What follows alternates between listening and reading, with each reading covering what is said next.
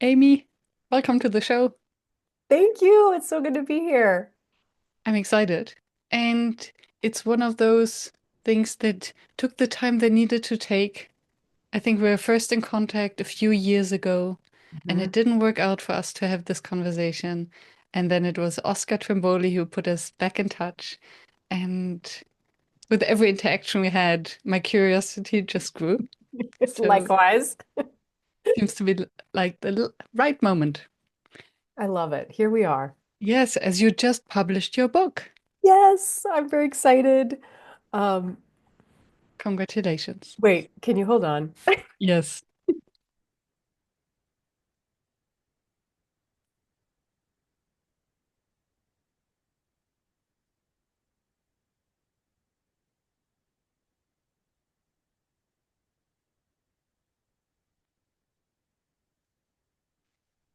Okay, I'm so sorry. If you want to start over, we can, but I forgot to have the book next to me. It's just we start the and congratulations, you just published your book. Yeah, Um, I'm super excited about Deliberate it. creative teams. Yes. Yes. And yeah, I'm just curious to hear about creative teams, what it takes, and what we can do to get them there, if there is Awesome. something we can do. There is a lot we can do, especially as facilitators. So I'm excited to talk about it. I was hoping you would say Of course, I wrote a whole book on it. that. And it's interesting. The book is for leaders who want their teams to be more creative, but I really feel like it's for facilitators in a way, Mhm. and that the leaders who lead it or the leaders who read it and then try to implement it, they need to have some facilitation skills. So this is Thank you for saying that. And before we go into the nitty-gritty parts of that, when did you start calling yourself a facilitator? It was actually a long time ago. In college, I took a course on facilitation, and I don't actually remember if it was a credit-based course, but I was part of this program at the university I went to that was all about taking people out into a wilderness environment, backpacking, rock climbing, canoeing, and facilitating them through this experience, but really pulling out like, okay, you just learned how to rock climb, but let's talk about taking risks back Mhm. in other parts of life and the connection. And so I learned how to lead those conversations. And then also in college, I was trained in how to lead like team building or ropes course programs. And I was initially really, really shy and nervous. I know most people don't know that about me. And but yeah, so it was a long journey, but I think it was, in college in the 90s that I started calling myself a facilitator. That is so cool. And what an experience. It, Just yeah, I feel like it's one of the most impactful experiences that I learned that at an early age because what I'm seeing now as an adult is that it's one of those skills that no matter what role you have professionally, you're probably at some point going to need to facilitate something. So you might as well be good at it. 100%. And even if it's just your partner or your Right, family. exactly. Or family meeting or something. Yeah. Yeah. And what I love about it is that you immediately get the hands-on experience because you can theorize of what it means to take risks Mhm. and how a group of strangers or a team acts in a situation where all the different personalities stand out because someone loves rock climbing and someone hates it and someone is afraid and someone wants to run ahead Mhm. and to really bring it into the practical experience. I think Yeah, that's really gold. it really is. It's so much more powerful than just talking about taking risks while sitting in a classroom. It's Mm. like, no, let's go take some risks. And if this feels really easy for you, we can add more risk. Like, okay, you just climbed up this route on this rock face really easily and that you didn't seem very scared. Put on a blindfold and now do it. And does that change anything? And if Yeah, nothing else, it's just an experiment, an experience. And so, yeah, it's very valuable, I think, to be in situations like if you want to look at risk, go take some risks. Yeah. And yeah. Yeah. And if someone doesn't feel the risk of rock climbing, how risky does it feel to share their feelings with the group Right, or other right. situations? Yeah. And how did you then get into, you said that you were initially shy and you don't even know whether it was a credit program. So how did you develop then your fascination for teams? Well, it was definitely during college where was interested in like bringing groups together and sort of, I would lead these weekend trips. So say it was like a backpacking trip and we'd go from Friday through Sunday and it was part of this organized program. And I was very, it was fascinating how by Sunday the group would be really close, like and connected to each other. And then, a couple weeks later, I'd see somebody on campus and they'd give me this huge hug, like, "Oh my gosh, that was such a cool experience." And sometimes they would come back for another program, but just seeing the impact of that, I was really interested in teams and how they worked. But even so, in college, so I have a biology degree, and I thought, okay, this was a cool experience. I'm now going to go and have my biology career. And my first job after college, I worked for the United States Forest Service, and I moved from North Carolina, where I went to school, to Washington State, which is about as far away as you can get. And it was just a temporary, like 6 month job. I was a stream surveyor. And it was interesting on one level, but by the end of the season, I thought, I don't know if I see myself doing this type of thing for a whole career, especially as I was looking at the professionals who were, higher above me and paying attention to what they did. But meanwhile, I really missed the facilitation and working with groups. And so after that experience with the Forest Service, I spent a couple of years in some different roles that were, related to kind of outdoor education, where I was leading groups through team building programs or on longer trips. I think the longest at that point I did was a 21-day trip that involved backpacking, rock climbing, rafting in Colorado. And I realized I really like this and I think Mm, I want to make a career out of this. And so a couple years after I finished my undergrad, I went to get my master's degree in outdoor education, which is really about how do you teach people through experience. yeah. Yeah. Yeah, and had just had a lot of amazing experiences with teams. And I love this shift from hard science, biology, Hmm. to what is often called soft, although human psychology is involved, so it's definitely hard. Yeah, exactly. It's way more difficult. Yes. Yeah. Yeah. And do you still think that your biology lens has shaped the way you look at teams? Because I often hear, and I had a conversation recently with someone, with Jimmy, who said that he finds a lot of inspiration in quantum physics. So when he looks at teams or groups, he thinks of the entanglement, that everything is connected, and the spooky Hmm. actions in what they do. Do you have the same with biology? We're like, oh, when I look at these groups, I think of molecules. Yeah, actually, somebody pointed out to me maybe a year or so ago that I might be pulling on my biology degree because I'm very interested in the systems between people, both Hmm. in the relationship systems, but then also just like the systems we can create in our work life to make things easier. And they said, "Oh, well, maybe that's because you have a biology background." And I thought, "Oh, you know what? You might be right. I hadn't like put it together." So I think that that's one angle is that just seeing the systems and thinking of like ecology and how everything connects together. And then I'm also very interested in the research behind what we do. That was one thing that if you read my book, Deliberate Creative Teams, you'll find it's heavily research based.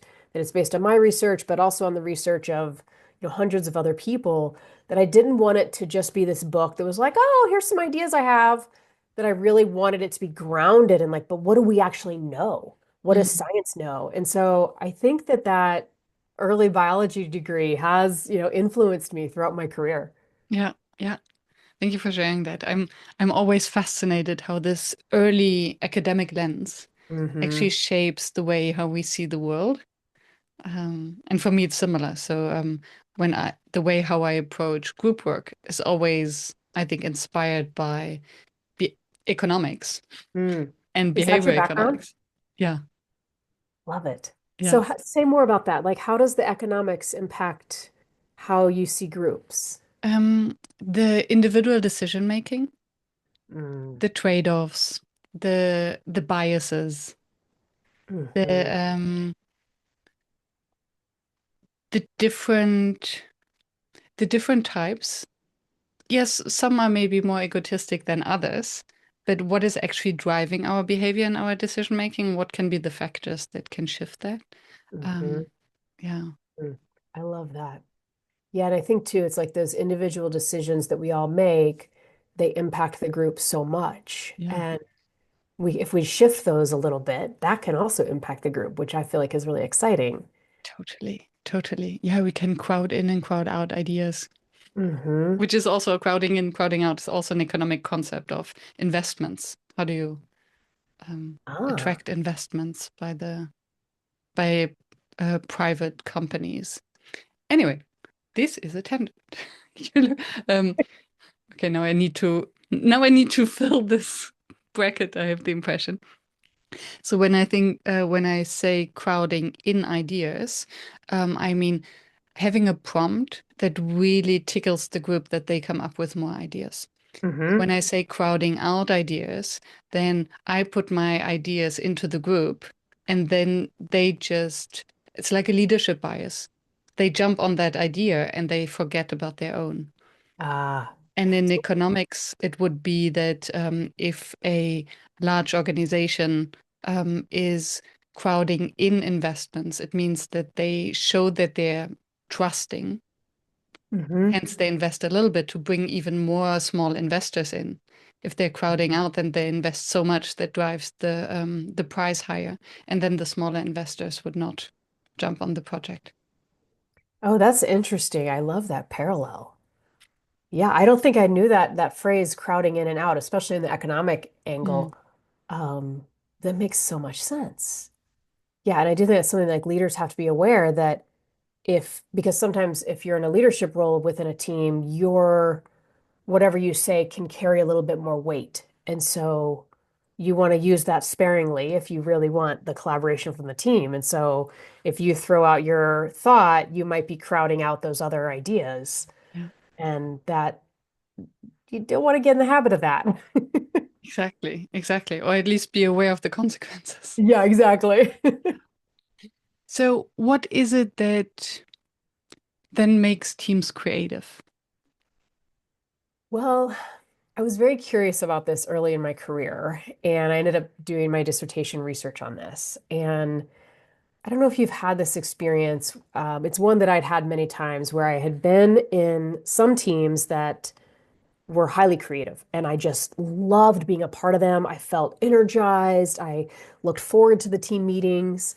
And then I was on other teams where I dreaded it. And I felt just less creative sitting at the table with the group.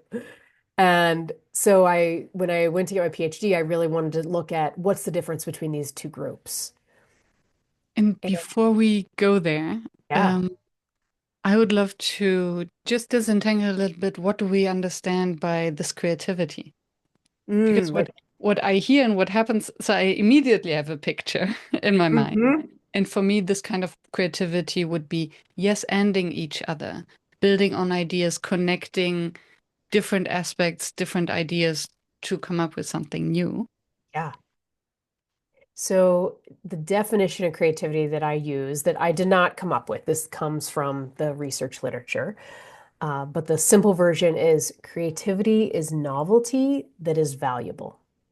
Mm. So Mm.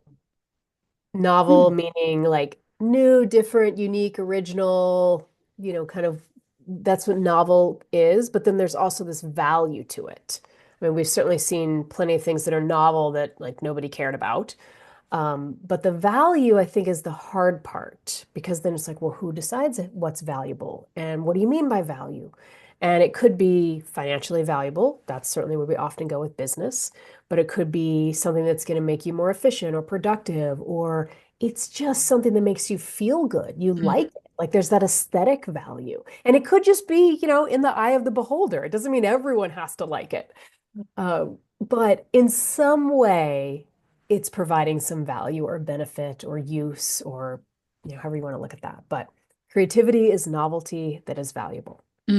okay, thank you. So there is a difference in teams who create valuable novelty by Hmm. interacting with each others, while Absolutely. others don't. Yeah. And what I heard in how you described it, there's also an impact of that on external. So creative teams then create an energy where others around them might also become more creative. Is this what I'm Ab- hearing? yeah, absolutely. Yes, I love that. In fact, I have um, this like scale sort of from low to high, this model in the book. And the top level of the scale that teams could be is scalable, meaning their creativity is, they got it nailed down so well that they're able to do it like, consistently. But it's scalable in the sense that they're influencing other teams that they work with. And now they're not just impacting the creativity that they're creating or the innovation they're creating, but also it's like spreading throughout the organization. Contagious. It's Contagious contagious. creativity. Yeah. I love it. And is there is this something where there's a process behind it? Hmm. Yes. And I How will does dig this in. creativity emerge? Yeah. Okay, so what I found in the research is there's three elements that teams need if they want to be creative together. And here I'll put a little visual up. So there's like a three-part Venn diagram. So then I was going to say on the top, but it's actually not hierarchical. But on the top of is team purpose. So teams have to have a clear sense of purpose. Like, what are we doing together? Why do we work together? Why do we meet? Sometimes this is really obvious, like the marketing team that's maybe built into their title, but it's sometimes difficult for teams to verbalize what their purpose is. So I've even had executive teams who like couldn't name their team purpose. And so then there's Mm, work to do. interesting. And then I think on the second degree, and I think we spoke about that in our exploration call, is how many teams are actually not teams but just groups. Oh, yes. Yeah, like the difference between a team and a group. Yeah. Yeah. Yeah, we can get into Yeah. that too. This may be a tangent. Yeah.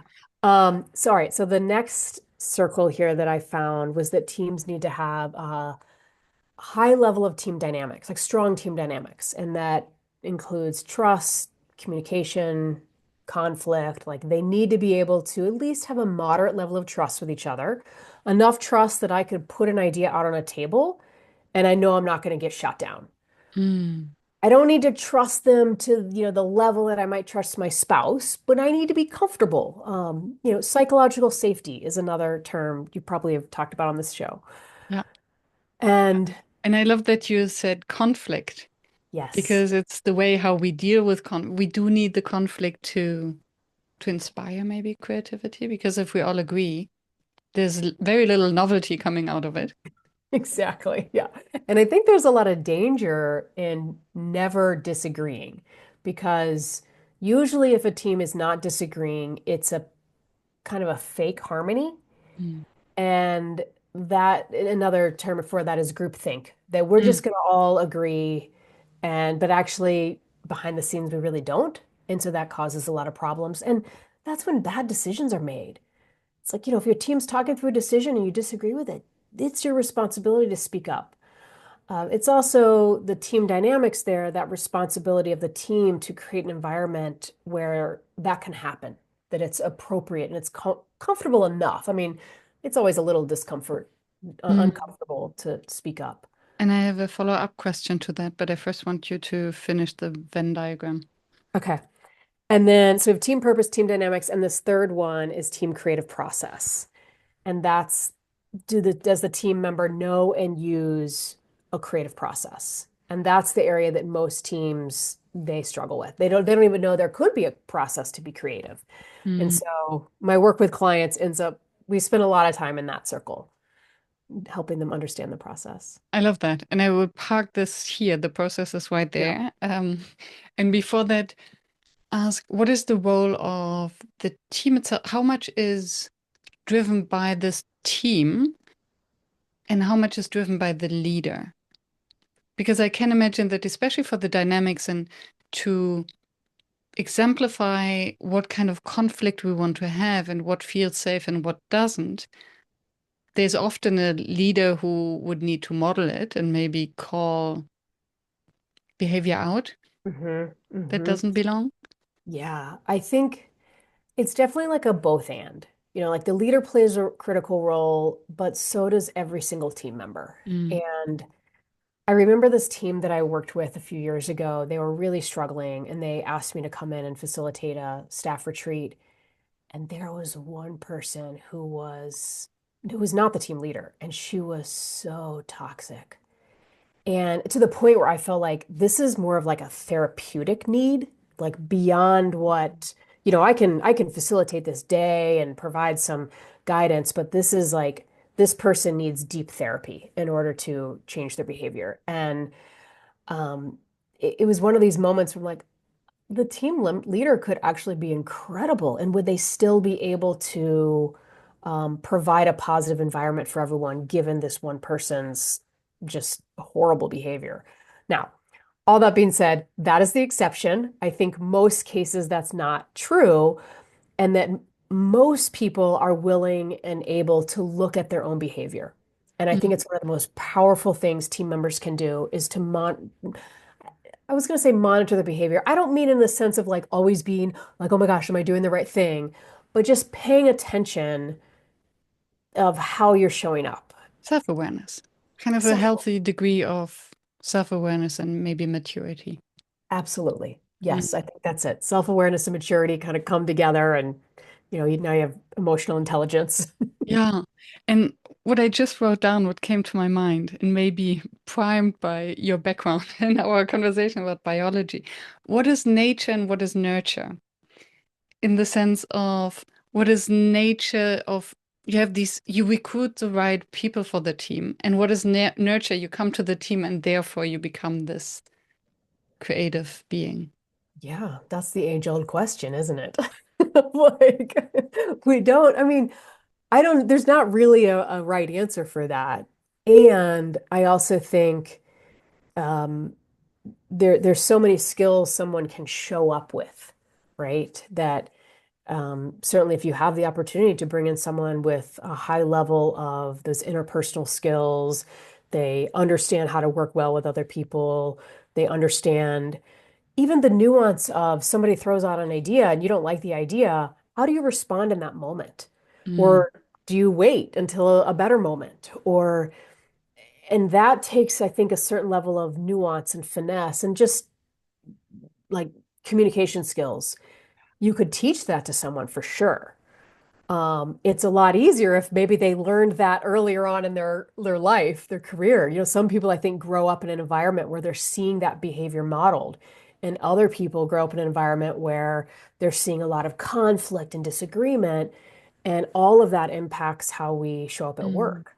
Yeah, yeah. Yeah, And then there's this very, it almost seems like this magical moment, or it almost seems like a miracle when the right team members come together. And even if someone does not watch their words and might say something that in another context would be offensive, but yeah, there's so much trust and so much safety that this is how they roll.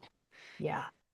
That's, I feel like, when you have a really amazing team, when team members really give grace to each other and they welcome each other's, quirks and nuances and just awkwardness, and because we're all awkward, right? And yeah. And if you think not everyone's awkward, if you ask them, they're going to say they feel awkward. So we all feel awkward to some degree. And I think that when a team can really embrace that and just like roll with it and not get judgmental about each other, it can be really powerful, Mm, because now each person can really show up and bring those skills that they have, their intelligence, their knowledge, their ideas, that if they're being ridiculed or shot down, they're just going to shut down. Yeah. Yeah. Yeah. And my gut would tell me that it's easier or it's very fragile, and one rotten apple can destroy all of that. Although it can also be contagious in the other direction. Totally. Yeah. So, what is your, before we go into the process bubble, maybe you've learned something from um, the obstacles to growing this highly creative team. And what are the early warning signs that you're like, okay, this team member just needs to leave? Or maybe you're not that extreme because there's always hope. I think my first reaction would be that there's always hope. Mm, So if I'm, part of a group or facilitating a group and I see something and I'm like, I don't know about this, my first reaction would be to ask questions and to talk with that person and not just in one day, but over a period of time, because sometimes I think they just have never thought about another way. mm, And so they're showing up the way they are because that's what they know, and they may be completely unaware that it's impacting other people negatively, or they may be aware but they don't know what to do about it. And so my first reaction would be yes, like if this person can get some coaching and training and guidance, that's amazing. And I really think that only works if they want it, if they're interested in it. And if they're, completely against it, that can be really hard and maybe it's not the right fit. mm, I have had some situations, and you may have had this too, where I've shown up at an organization and we're doing, a day or 2 day training on deliberate creative teams. And there's often a couple of people who've been around for a long time. In fact, a recent manufacturing company I worked with, there was one guy who'd been there for 40 years. And so, he's a bit curmudgeon and he's like, oh gosh, what is this training about? This is, he's all grumpy You've and been there so many times. yeah, Keep exactly, going. right. And so at face value initially, I might have just dismissed him. And at the end, he came up to me and he said, wow, this might be the best training I've been to in my life. Mm, And he had learned things that he was able to start applying and shifting some of his behavior. And not to say he was a toxic person or a difficult person per se, but he was really resistant at mhm. first. And um, and I think this happens a lot. es- I was going to say, especially in teams that have been together for a while, but even with new teams where um, maybe people don't yet know how to be a team, or they're Yeah, bringing in some previous experiences. And I don't know, I guess I've leaned more towards the side of being an optimist. I love that. Thank you. And it just reminded me of what you said before about or what we spoke about the conflict. And if everyone is aligned, then there's little space for creativity. And and it almost sounds as if we all have our insecurities, right? And then especially someone who has been there for 40 years, I can just feel how frustrating it must be that nobody really listens. They've been through so many reorganizations Hmm. and reshuffles. Every situation has been there at some point, but nobody asked them because they all consider, oh, this old dude, they don't know anything. Um, Exactly. so all this frustration coming up. And then it's about channeling this kind of grain of salt or this Hmm. potential to look at things from a different perspective. Yeah. Mm. Yeah, I think Yeah. sometimes the naysayers can become the biggest advocates. And that's when you're like, okay, we are good now. True. And once they're convinced, then you really have the Hmm. advocates and the change makers. Yeah. Mm. And then I think other people see like, oh, wow, okay, if they're convinced, this must be really good. Exactly, exactly. So spoke about the third bubble. Yes, 1 second.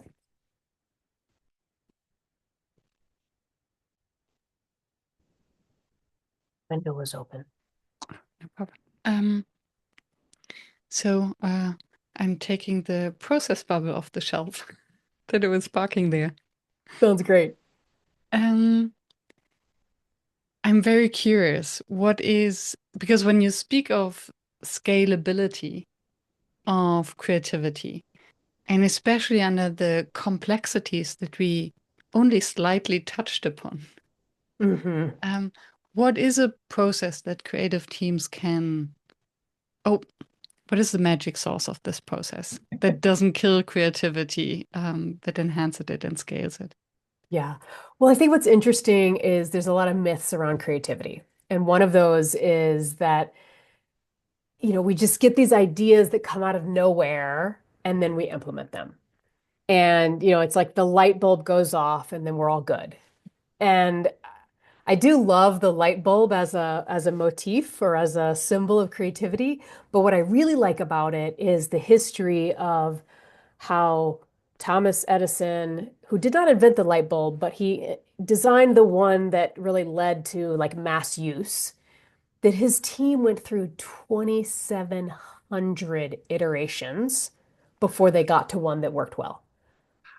And I mean, it's just mind-boggling. I can't even really fathom what that must have been like. Especially back Obviously, then. right, right. I mean, you're keeping track of everything on paper. Yes. They probably repeated a few things and didn't realize it.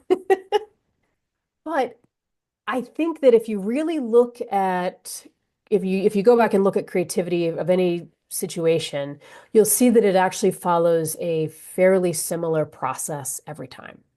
And so other researchers and scientists and artists and creatives have codified this. And there's a process, and I'll show you another visual.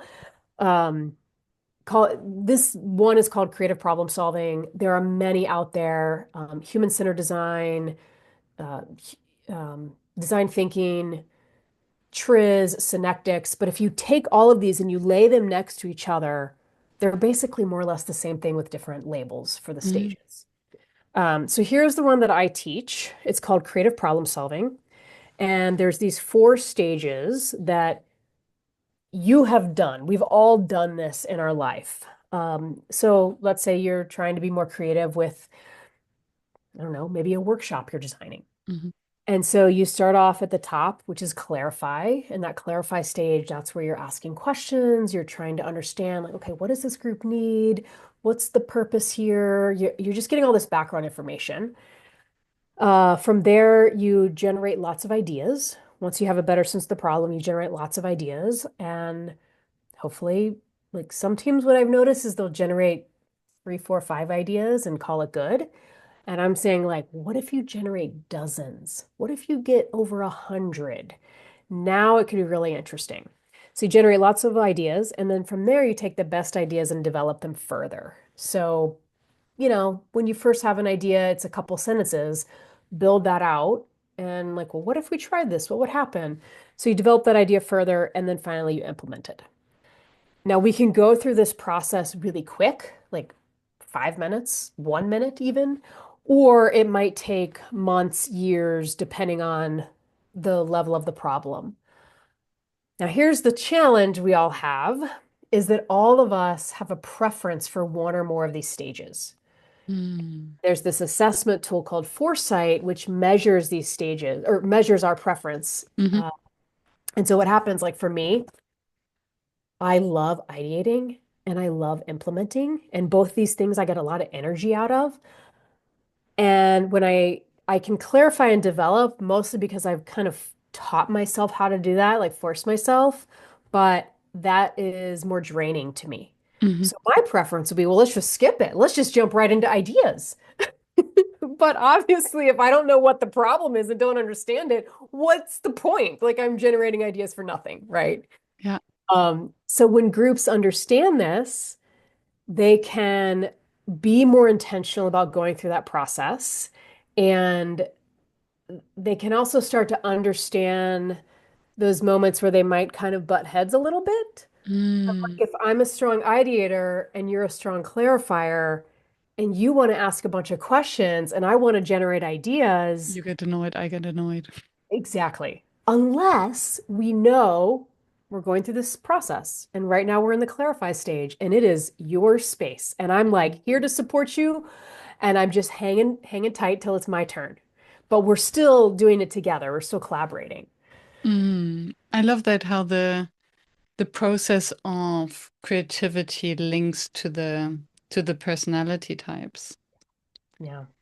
and might then even explain why some teams are more effective in their creativity than others because if one type is missing or another is overrepresented. Yeah. Because I assume also that the clarifying ones are usually the more introverted, the think to speakers, the ideators are the speak to thinkers, so they're louder, so they tend to dominate. Mm-hmm. Mm-hmm. Yeah, which is where I think as a facilitator, we can set up processes or techniques in the moment that do a better job of getting all the voices in the room so that the louder folks aren't the only ones speaking, that we hear from the folks who might be a little bit quieter, but actually might have some really good ideas. Mm, Yeah. yeah. So I realized that there's one question that I haven't asked, which is so obvious.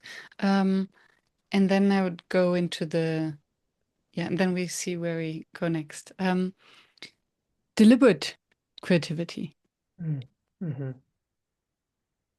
Where does this word come from, and what is the meaning that it made it to the top, to the title of your book? Yeah. I think it is super important because creativity will not happen by accident. And we have all of these myths in our culture, at least in the US, and I don't know about Europe or Australia, but we have all these myths that perpetuate that creativity is just gonna happen. Mm, And it's not true. It actually is a very deliberate process. And if, again, if you really look at people who are creative or creative inventions, you'll see that there was a lot of intentionality behind it.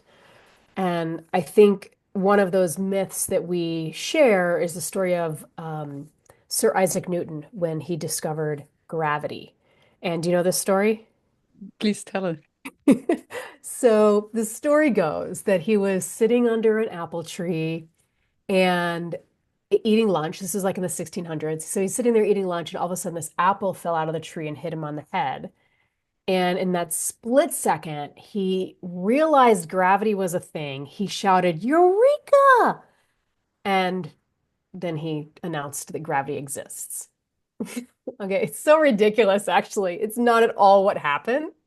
So, what we think we know is that he was sitting under a tree or near a tree. He did see an apple fall. But I mean, how many other millions of people had seen an apple fall at this point in our history? So he sees this apple fall, but at that point, he was in his mid-20s. He already had a degree from Cambridge University. He already had a degree in math and physics. He'd already done the work to develop calculus.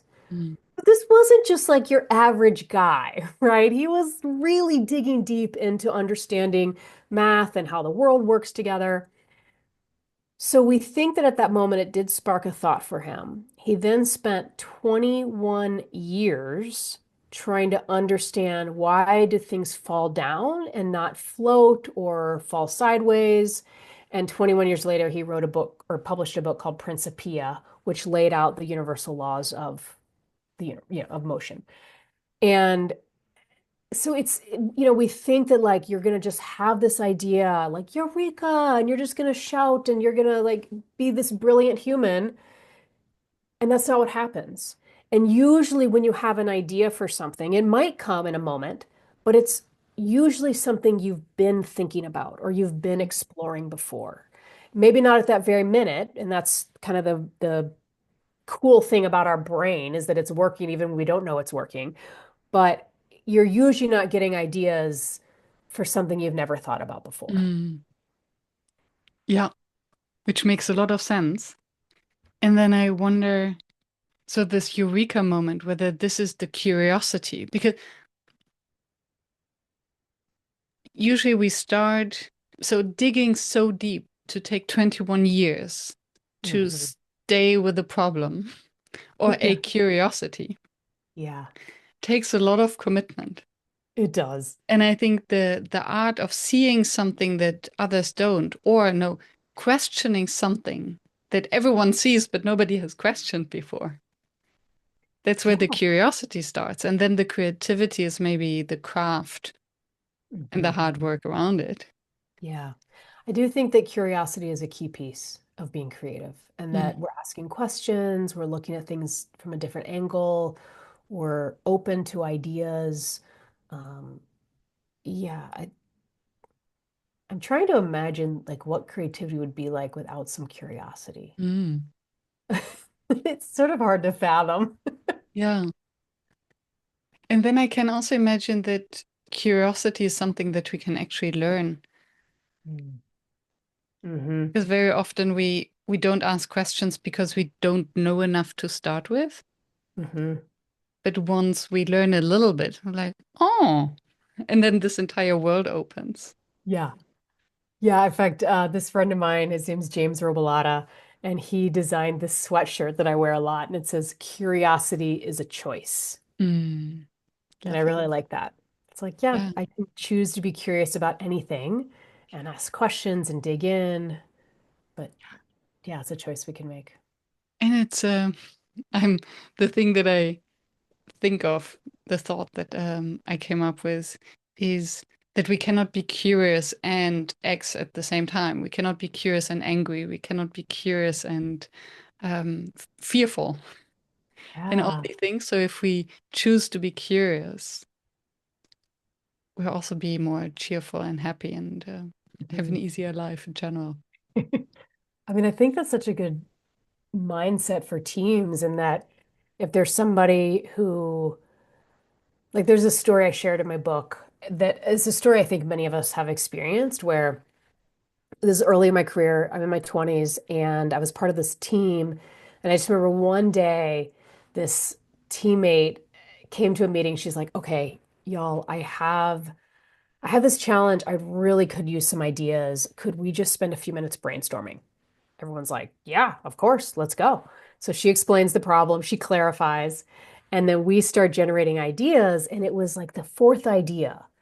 This colleague in the book, I call him Phil, and Phil says, oh no, we did that in 1985 and it was a complete disaster. And of course, I actually thought he was joking at the time and I started laughing. And then I got this like evil look that he was not joking. I was like, oh my I gosh, love okay. it. But I wish in the moment I had asked questions and been more curious about his response. I'm like, oh, tell us what happened in 1985. That might help us. Or, what did you try, or what led to the failure of this problem? And if we had dug into that for a few minutes, that might have helped us, one, stay on track. Because, of course, after he makes this comment, nobody was sharing any more ideas. Like the whole thing was over, right? But it might have kept us in this like divergent thinking phase of generating ideas, but instead it shut it down. And then actually months later, I had this interaction with him where I realized he actually really was creative. And there was something happening when he came to work where he was sort of shutting that down. And so I guess my point is that in the moment, within a team meeting or in a, interaction, if we go to those situations with a sense of curiosity, it can really change the team dynamics. Mm. Yeah.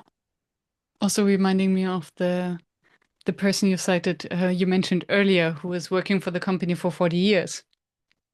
He might have come up, he could be a Phil. Exactly. Yeah. Um,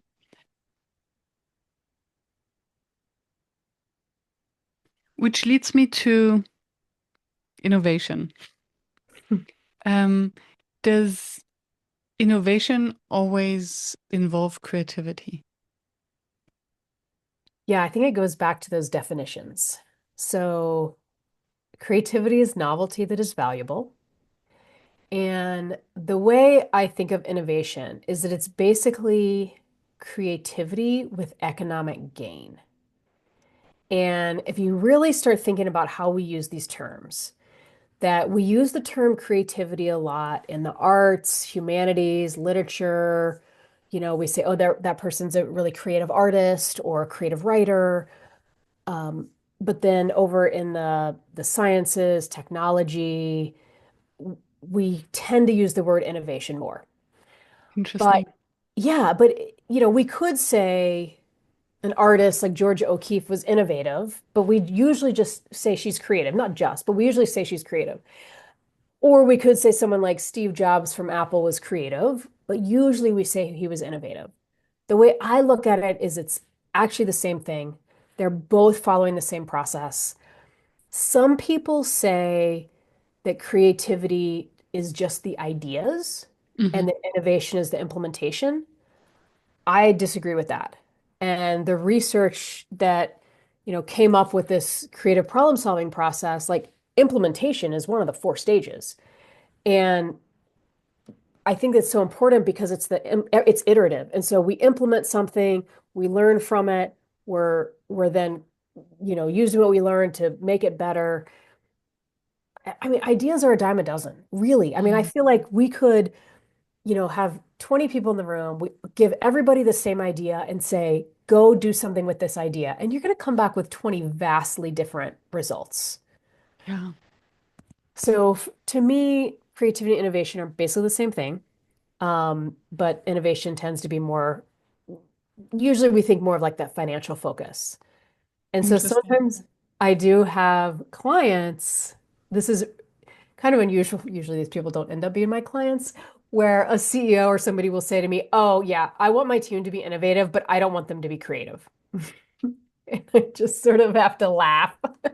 Like, well, okay, but what they usually mean is they're afraid of like that fluffiness or they think of creativity as frivolous or not important.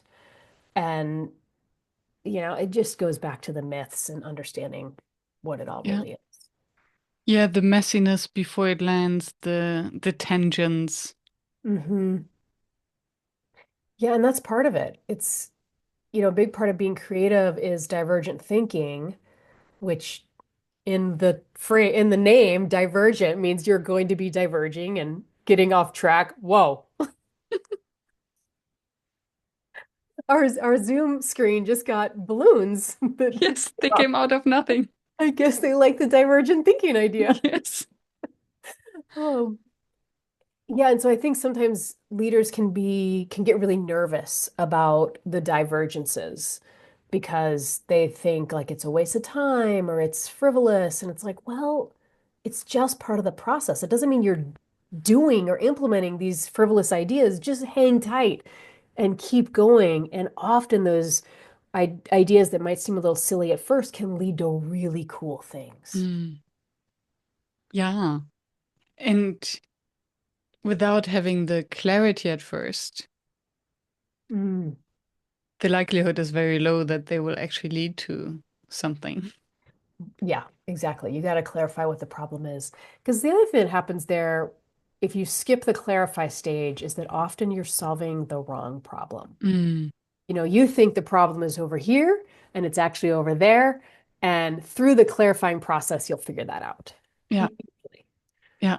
And then so I wonder what are the characteristics or the strengths of a leader of these deliberately creative teams? Because I have the impression that they need to have a high understanding, at least, or tolerance of these tangents and creativity and messiness, and be very clear and determined on the focus and the meaningful progress. Mhm. Yeah, I think that's really important. For leaders to be open-minded can go a long way. That can be really helpful. I also think it can be helpful if they're able to facilitate and to lead the team through a process. It can be helpful too if the team understands the process and what's needed for creativity. Some of my clients have started buying the book that I wrote, Deliberate Creative Teams. They've started buying it for their whole team or their whole Mm. organization because there's a real value if everybody can follow along and knows what we're doing, as opposed to just the leader having this secret process that no one really is aware of. It's like when everyone in the team learns what it takes to have an effective meeting, then Hmm. everyone can help steer it and co-facilitate and jump in. Yeah, absolutely. Yeah. And I kind of think it goes back to what we were saying a little while ago of how each team member plays such a critical role. And, if everyone understands what an effective meeting is, everyone knows, like, oh, okay, at the end, we're going to clarify who's doing what next, or, whatever the guidelines are. That can Yeah. be really cool. And when you say that it is scalable, it would mean on an organizational level that the entire organization follows these kind of steps, but on different levels. Hmm. Yeah, I mean, imagine, you have an organization with many, many teams in it, and every team knows and understands this, deliberate creative teams model, and they know how they know and use a creative process. I mean, to me, it's just mind-boggling, like the impact they could have, like the level of innovation they could produce as needed. Mm. Like their ability to respond to problems or respond to change just is going to skyrocket. And what do you think is in the way? Is it mindset, skill set, lack of process? Yes. All of it, all of the Yeah. above. I think I mean, I think it varies so much from person to person, right? But I think a lot of it is just lack of knowing, at least when it comes to being creative, because I think that creativity is sort of a relatively newer field. There was this moment in 1950 where the president of the American Psychological Association gave this speech, and he said, "Hey, we need to do more research on creativity." And since then, there's been this like exponential increase of research, and it's really interesting to see the impact of that one speech. But before 1950, we knew almost nothing. And really, I would say even just the last 20 years, are we really getting a deeper understanding of creativity in teams and at an organizational level and the role a leader plays. So it's still pretty new. So there's plenty of people who are in leadership roles today that when they started, we knew very little about creativity and had a lot of myths about it. So I feel like that the like the field of creativity is a little bit behind like the field of leadership. Mm. Like if you think about it, in the 1950s, there was a belief that leaders are born, not made. Mm. And now we think that's ridiculous. Like, of course, someone can become a better leader. Of course, they can get training and grow and like there's all these things they can learn to become a better leader. And creativity is the same thing. I think we're not like we're a little bit behind that. Like some people get it that we can be more creative with practice or with intention. Others, that's still a new idea to them. Mm. Yeah, Yeah. So that's all to say. That's why I think that just even understanding how creativity works can be huge for leaders. yeah, yeah. And then I think the notion of psychological safety and how do we create the environments to be Hmm. more creative? Yeah, that's huge. Because it also, what comes to my mind is this notion that we have to slow down to speed up.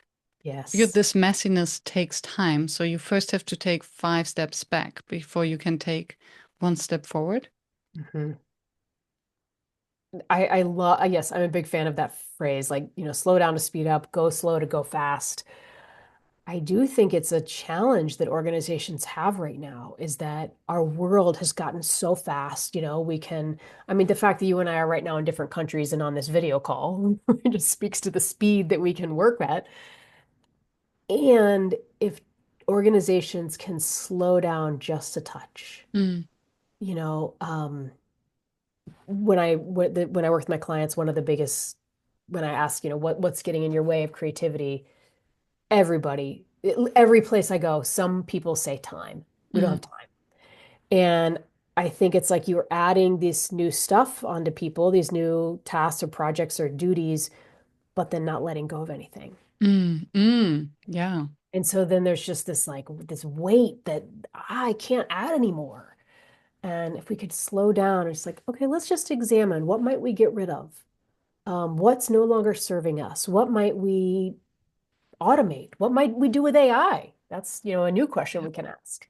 yeah, Yeah, I think all of that will help organizations be more innovative if they slow yeah. down a tad. And I have the secret hope that now with everything accelerating even faster with AI, that there is no other way than slowing down. Because speeding up, we will run ourselves to death. It's already happening. Yeah. Yeah, I So the feel, only, and I've seen and identified that for myself, yeah. that, okay, everything is so fast. So I just stop running and focus on what's important right now, Hmm. just for my mental health. Yeah. Well, I got to give you credit because even like I've been on many podcasts and the fact that you're like, yeah, we're going to take an hour and a half or however long we need, and we're just going to be present in the conversation where so many shows are like, okay, the average commute is 25 minutes. So we're going to get this done in 25 minutes. And, it still can be a good conversation. You can say a lot in 25 minutes. And sometimes it feels like it wraps up a bit too soon. Like, oh, well, we were just getting into the good stuff, you know? Absolutely. And I think we do need time to create the curiosity in the first place. So between us, but also to the audience, and this takes time. I've been on podcasts where there was no exploration call at all. So I would jump into a conversation, then I had to be the best version of myself without knowing the person and the purpose and any of that. I think Yeah. that asking a lot. Yeah. Yeah, I think so. And it's like on both ends, when we can slow down and maybe show up a bit more prepared, I think it creates for a richer experience. Yeah. And I wonder, have you thought of writing a shorter book? Because the attention span, because the average reader doesn't read below the first 100 pages, Yeah, I mean, it's not that long. It's only, well, I guess it's about 200 pages. I don't even remember. About 190 pages. No, I'm not going to write a shorter book. right? And Yeah, then no. don't we trust the audience that if they're interested in the content, they will stretch it over two commutes? Yes. That would be a creative solution. So I think by trying to assume what our target audience preference is and then squeezing the form into an assumption instead of trusting that they can choose what's best for them and Mhm. always aiming for the highest quality no matter what. Yeah. Yeah, I think that was my thought with the writing. I didn't even think about the length, to be honest. It was more what does the reader need? What do Mm, they need in order if a leader is reading this book and they want to be more creative, they want their team to be more creative and they don't quite know where to start, then I need to give them what they need so that they can get started. They can lead their team through this roadmap that I yeah, present.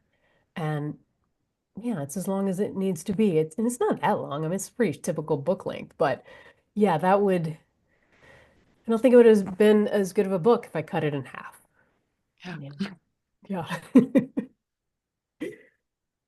What is it that remains your facilitation challenge? Well, it's funny that we're talking about time because I think that's the biggest thing is that, good facilitation means that groups are engaged in a process, they're having conversations, they're doing something, right? Like I'm just there to guide them. And clients come to me and they say, "Hey, can you do that full day program in an hour?" Like, no, why? I mean, it's going to be trash. You're going to think I'm terrible if I do that, And so and maybe that's not even a facilitation challenge. That's more of a like the precursor, the prep, setting expectations Mm, in advance.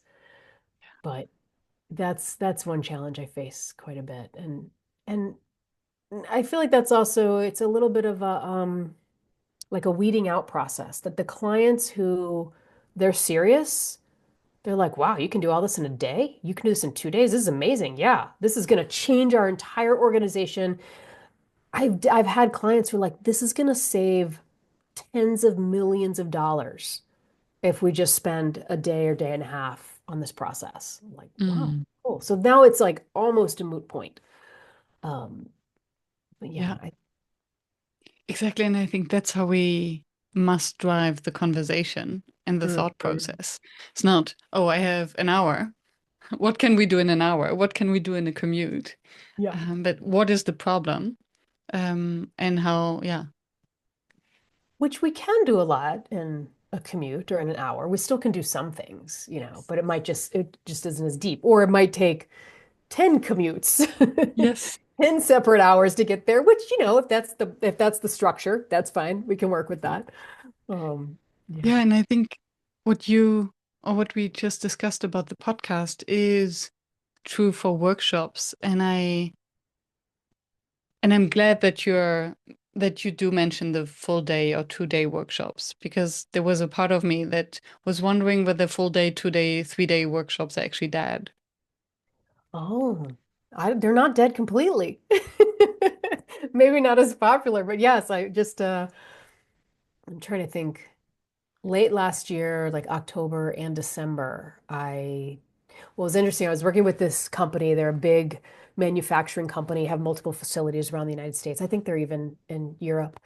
And I did a training for one of them. It was a full day, and we went through the creative problem solving process, and they learned about deliberate creativity, and they loved it. And usually, when in my workshops, we focus on a real problem the team has. So at the very least, at the end, they have lots of new ideas for their problem. And then another facility within the same company said, okay, can you come do that for us too? And the first facility said, yeah, choose the longer option because they had seen like a day wasn't enough. And so that's what Mm, happened. The next facility, we did a longer 2 day program. beautiful. And that's great that the client sees that because I think the challenge then of the full day is that some say, oh, but I will drop in and go out and I only have an hour and I have to disappear here for an hour. And then I think you do need time to actually settle into the process and to open your mind and to shift gears and Yeah. to really Well, let the. Hmm? yeah. And then when you leave, you're there for an hour, you leave for an hour, you come back in hour three, but you missed all of hour two. So then hour three is confusing and not as valuable as if you had just stayed. Yeah, And yeah, I think the quality goes down.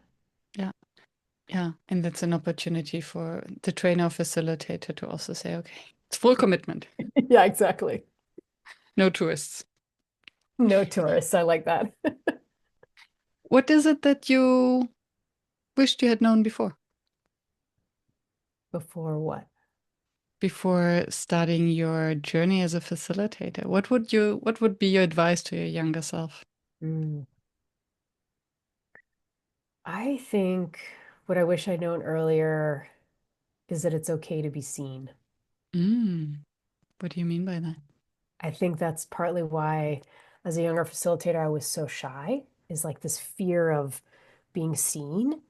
And I can remember even like in high school, just kind of playing small. Like there were times where I knew, like, oh yeah, I could totally do that, but I wouldn't do it because that would have meant attention would have been on me. Even like taking a leadership role or something. Um, and I wish I had known earlier that I could provide more value if I was okay with being seen. Hmm. How did that change for you? How did you find the comfort to be seen? And what was the impact of being seen?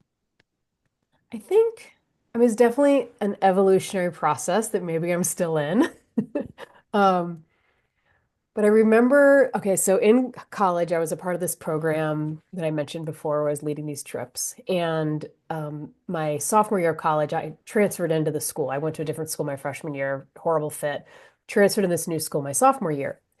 And then my senior year, the organization, this outdoor organization, would tease me for how shy I was my sophomore year. In a fun, like in a light, happy way. Like they were, it was a loving way. But I really had grown a lot. And I think partly because it was an environment that was very caring, very supportive and kind. But there were also these feedback structures in place. And so I remember after every single thing we did, every training we led, every facilitation, every anything where we were like in a leadership role or facilitation role, afterwards we got feedback from our co-facilitators and the participants. And then we would sit down with the leader of the organization and we'd go through the feedback together. And I remember one of the items was takes initiative. Mm, And initially, I did not take initiative. It didn't really occur to me to take initiative. But then here I was every time getting feedback of like, yes, Amy, you took initiative here. That was really helpful. Hey, could you do that more over here? Or, hey, what you shared, the way you debriefed this was excellent. It worked really well. Or, hey, next time do this instead or try this. And so getting that iterative feedback made me see what was working and what wasn't. And mm, I think sometimes, for me at least, the fear of being seen is that I, I want to do a good job. I don't want to make a fool of myself. But here I was getting that feedback that I wasn't, that I actually was providing some value and doing well. And even then, like, I graduated college, I'm still a fairly shy person. I could never have imagined giving a keynote speech at that point in my life. Now that's what I do for a living. And I think just over my career, feedback, whether it was something I sought out or I found, or somehow that has like helped me be bolder. mm, Um, and I think too, just that constant drive to improve. mm, I think some people maybe have that more than others. Mine is definitely high. And so watching other people, for instance, like in the keynote setting, like watching other people on stage and seeing what they do that I like, and also realizing, oh, if I'm going to do that, I'm going to have to put myself out a little bit more. And like, so for instance, I have zero theater background. So do you have a theater background at all? no, No, me, no, okay. I don't. So some listeners might, but watching speakers who are like really physical with their Mhm. bodies and realizing, oh, that's making them a better speaker. Like as an audience member, I'm appreciating that. And so then I find myself trying that of, bending my knees more or moving my arms more in a way that feels a little like uncomfortable. Taking But then space. yeah, I'm taking up space, right? But then it leads to really positive results. So I'm like, all right, I guess I'll keep doing that. Yeah. Yeah, fascinating. Especially this taking that space. And it's funny that we're taking it so literally, because literally Mm. it doesn't take away any space from someone else if we are taking up space, Right, I'm not like hitting especially them. standing on a stage, right? Yeah. Um, so it's funny. I wonder where this comes from, but this is a different conversation. Um, Yeah, right. We could go on that tangent. and I'm curious now what the role of feedback and the feedback loop for the creative process. And then, because yes, you said it is a iterative process, so the feedback is built in. And I wonder the feedback culture within a team, Mm, yeah. what role this plays. Yeah, I think it's huge. I mean, especially if the culture is a positive feedback. Um, if the only time you're ever getting any feedback on your performance is the once a year annual performance review, I mean, that is just not helpful. Mm, That should just be a quick summary. Hey, we're just checking in. We're just formalizing everything I've been telling you for the last 12 months.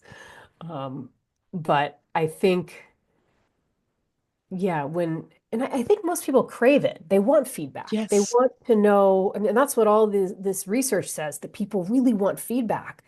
And so I think if you can set up some systems to uh, give and receive feedback, that can be really valuable. Mm, It doesn't have to be complicated. It could just be,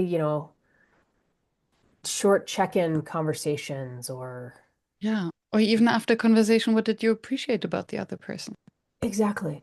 Yeah. And it's interesting that you're saying that. It makes so much sense. And I recently read an Harvard Business Review article about there were researchers doing a study that feedback culture is actually not as relevant. It doesn't bring any benefit to companies to constantly Mm. point out how you can improve. But I think the reassuring feedback, Mm-hmm.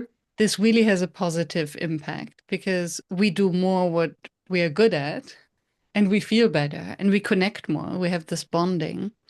Yeah. And at the same time, what I hear very often from um, participants in trainings on feedback is how insecure they feel about giving and receiving positive feedback Mm-hmm. because we don't really get training on that, No, we don't. which is really sad. And then I think there are many managers who would actually love to have some positive feedback because every evening they go home with a huge imposter syndrome. Right. Exactly. Like I think so often we just don't know one way or the other, how we're Yeah. doing. And I've really shifted my ideas around positive feedback in the last 5 years or so. So my wife and I, 5 years ago, we had a foster kid move into our house, and we have now adopted her. Oh, But when congratulations. she, thank you. But when she moved in, she was 18 years old. And so we adopted her when she was 20. She's now 23, almost 24. And she is the poster child for the benefits of positive feedback. I mean, it's like, I mean, you could like watch it, especially the first couple years she lived with us, that, we would give her positive feedback on something and it was just like, oh, she would just like blossom a little more. And then we give some more. And it was just amazing. You could Um, see her behavior change sometimes within 5 minutes.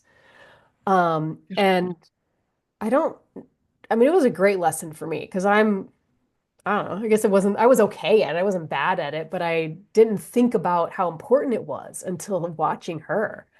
And if I just gave her constructive criticism without some positive feedback, oh no, that was not going to work. So, oh, thank you for sharing this story. That's beautiful. of course, yeah. It's been really cool to watch her grow over the last 5 years. So, yeah, I have this image now of positive feedback like the fertilizer. Totally. It's like this little flower that was, it's opening up. Yeah, Yeah. you're right. I think we can all use it, and especially in companies, that's something that there must be time for. Yeah, and that's the thing, it doesn't have to be long. I think, since that experience, I find myself doing that more, even just with friends, of just, simple like, oh, I really appreciate you calling me. Or, I'm so glad we got a chance to hang out together. This was really nice. I Mm. mean, that didn't take any time at all. Yeah, You know, yeah, yeah. And then they might do it more often or do it with other people. exactly, Yeah, exactly. thank you. Thank you. It was lovely. And I will put, oh, was there anything that you wanted to speak about that we didn't touch upon? Hmm.